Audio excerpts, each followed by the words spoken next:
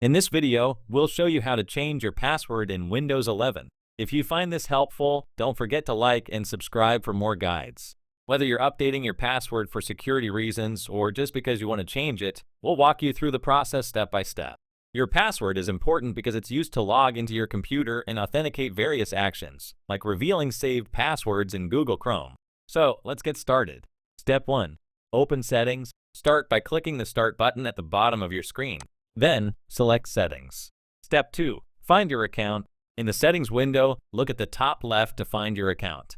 Below it, you'll either see your email address or local account. Don't worry if it looks different from mine. The process is the same. Next, scroll down and select Accounts. Step 3. Access Sign-in Options. Under Accounts, choose Sign-in Options.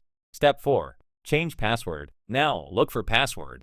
If it's there, click on it, and you should see an option to change it. If you don't see it, I'll explain what to do in a moment. Step 5. Enter your current password. To get started, enter your current password and press Next. Step 6. Set a new password. Now, enter your new password. Make sure it's something secure. You'll also need to confirm it and add a hint in case you forget. Once you're done, press Next, then Finish.